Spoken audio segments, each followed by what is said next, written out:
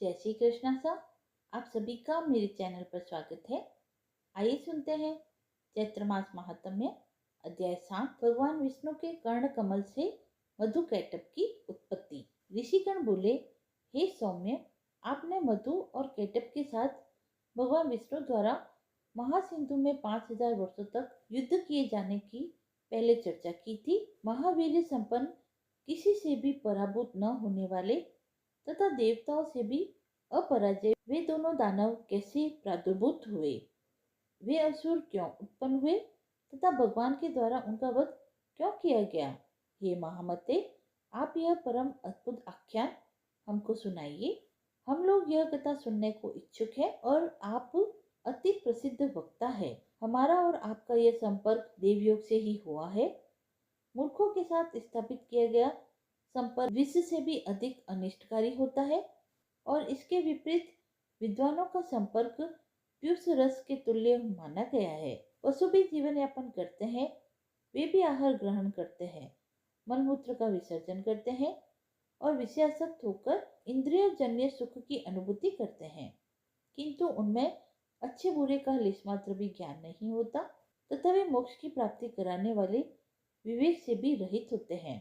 अतः उत्तम बातों को सुनने में जो लोग श्रद्धा भाव नहीं रखते, उन्हें पशु तुल्य ही समझना चाहिए। मृग आदि बहुत से पशु श्रवण सुख का अनुभव करते हैं और कान विहीन सर्प भी ध्वनि सुनकर मुग्ध हो जाते हैं। 5 ज्ञानेंद्रियों में श्रवणेन्द्रिय और दर्शनेन्द्रिय दोनों ही शुभ होती है, क्योंकि सुनने से वस्तुओं का ज्ञान प्राप्त होता है और देखने से मनोरंजन होता है। ये महाभाग विद्वानों ने निर्धारित करके कहा है कि सात्विक, राजस और तामस भेदभाव अनुसार श्रवण के 3 प्रकार होते हैं। वेद शास्त्र आदि का श्रवण सात्विक, साहित्य का श्रवण राजस तथा युद्ध संबंधी बातों व दूसरों की निंदा का श्रवण तामस कहा गया है। प्रज्ञावान पंडितों द्वारा सात्विक श्रवण के भी उत्तम, मध्यम और अधम ये 3 प्रकार बताए गए हैं।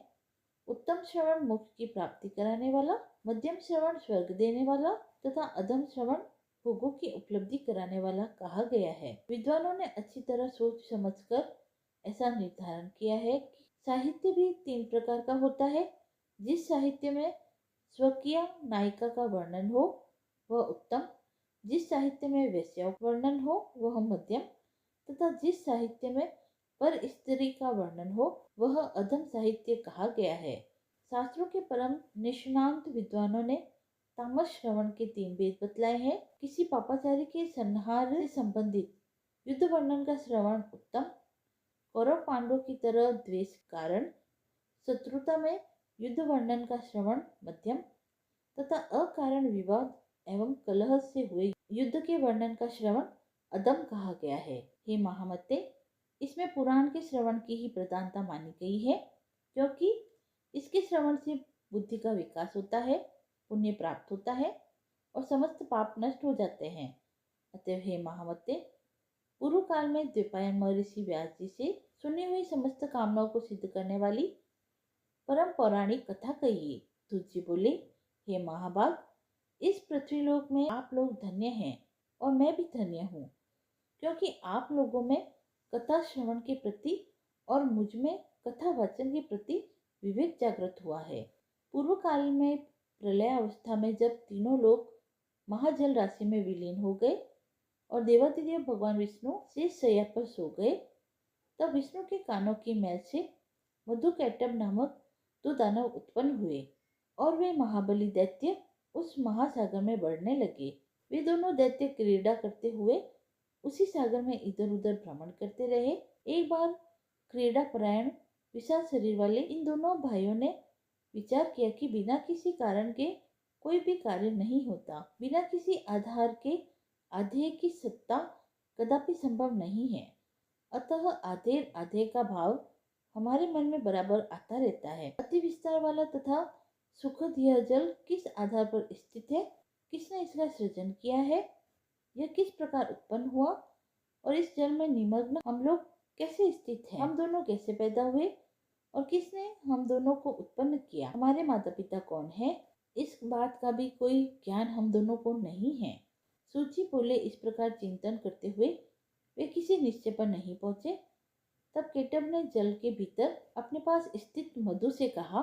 केटब बोला, हे भाई मधु, हम दोनों के इस जल में स्थित होने का कारण कोई अचल महाबली शक्ति है, ऐसा ही मैं मानता हूँ।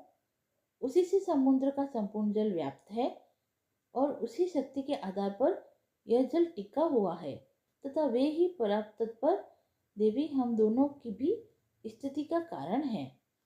इस प्रकार विविध चिंतन करते हुए वे दोनों दानव जब सचेत हुए तब उन्हें आकाश में अत्यंत मनोहारी वाग्भी स्वरूप एवं वाणी सुनाई दी। उसे सुनकर उन दोनों ने सम्यक रूप से हृदयगम कर लिया और वे उसका दृढ़ अभ्यास करने लगे। तदंतर उन्हें आकाश में कौंधती हुई सुंदर विद्युत दिखाई पड़ी। तब उन्होंने सोचा कि निसंदेह यह मंत्र ही है और यह सगुण ध्यान ही आकाश में प्रत्यक्ष दृष्टिगत हुआ है। तदंतर वे दोनों दैत्य आहार का परित्याग कर इंद्रियों को आत्मनियंत्रित करके उसी विद्युत ज्योति में केंद्रित किए हुए समाधिस्थ भाव से जप ध्यान करने में लीन हो गए। इस प्रकार उन दोनों ने 1000 वर्ष तक कठोर तपस्या की, जिससे वे परात्पर शक्ति उन दोनों पर अतिशय प्रसन्न हो गई। घोर तपस्या के लिए अपने निश्चय पर दृढ़ रहने वाले उन दोनों दानवों को अत्यंत परेशान देखकर उन पर कृपा करने के निमित्त यह आकाशवाणी हुई। हे दैत्यो, तुम दोनों की कठोर तपस्या से मैं प्रसन्न हूँ, अतएव तुम दोनों अपना मनोवांछित वरदान मांगो, मैं अवश्य पूर्ण करूंगी। सूची बोले।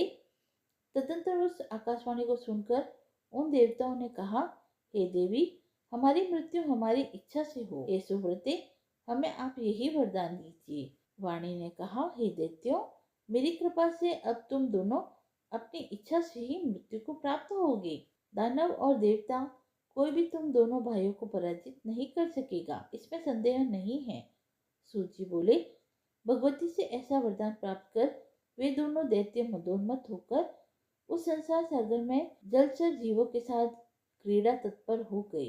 हे विप्र, कुछ समय व्यतीत हो जाने पर दानवों ने संयोगवश जगत सृष्टा ब्रह्मा जी को कमल के आसन पर बैठे देखा। उन्हें देखकर युद्ध की लालसा से वे दोनों महाबली दैत्य प्रसन्न हो उठे और ब्रह्मा जी से बोले, हे सुव्रत, आप हम लोगों के साथ युद्ध कीजिए, अन्यथा यह पद्मासन छोड़कर आप अविलंब यहाँ से चले जाइए।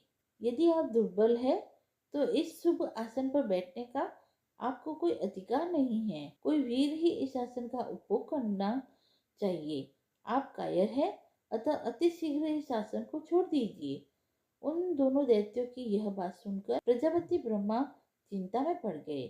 तब उन दोनों महाबली वीरों को देखकर ब्रह्मा जी चिंताकुल हो उठे और मन ही मन सोचने लगे कि मुझ जैसा तपस्वी इनका क्या कर सकता है। 7वां अध्याय समाप्त हुआ। यदि आपको ये पसंद आया हो तो आप मेरे चैनल को लाइक शेयर और सब्सक्राइब करें। धन्यवाद।